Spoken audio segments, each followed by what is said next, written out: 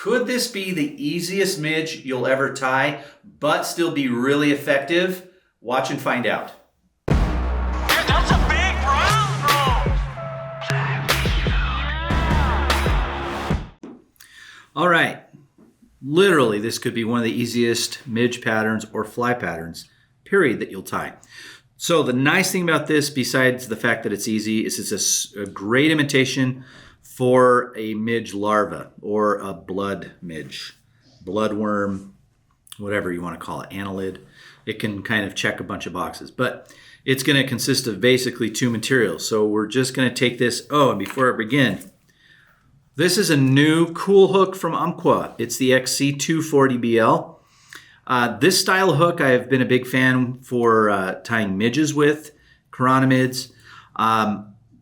Two other previous versions by different companies that are no longer really around, that did this style of hook, bent out like crazy. These are stronger. So these XC240s, give them a try. I like this style hook, and ties a nice fly. So we're going to start off with some red thread of your choice. This is 70 denier UTC, but you could use Semperfli in 12/0.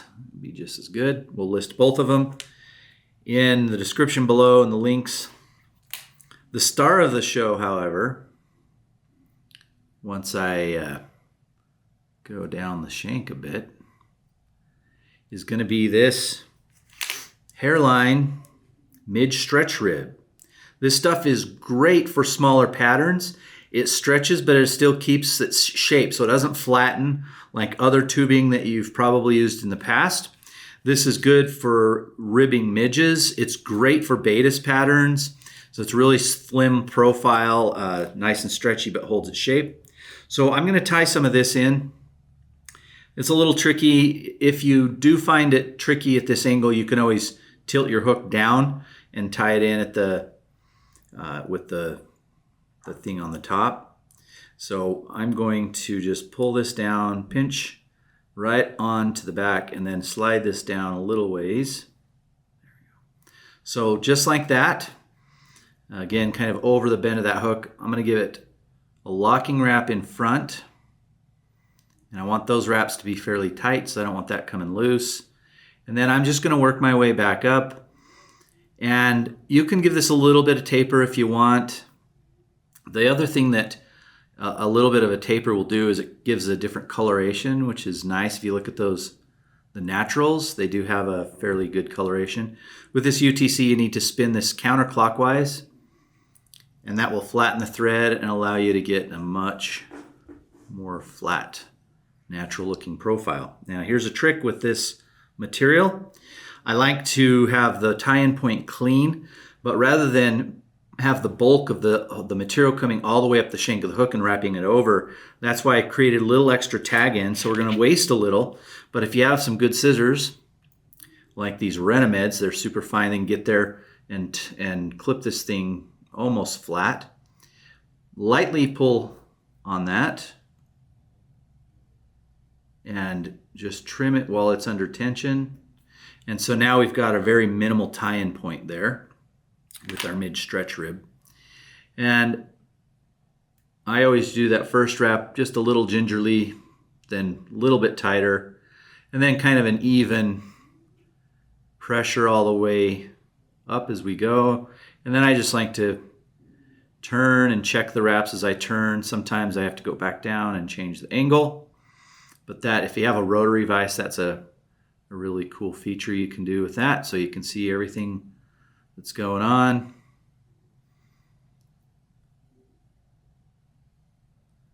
So we'll get 7 or 8 segments there.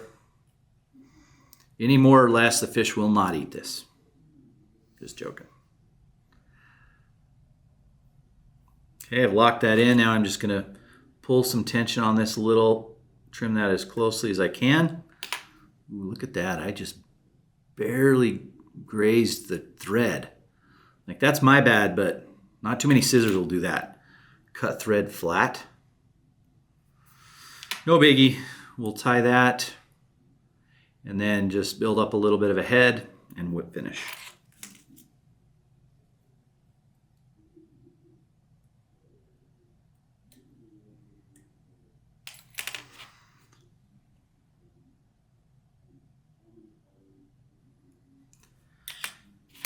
Now the final step here is we're gonna put some UV clear fly finish, the fluorescing style.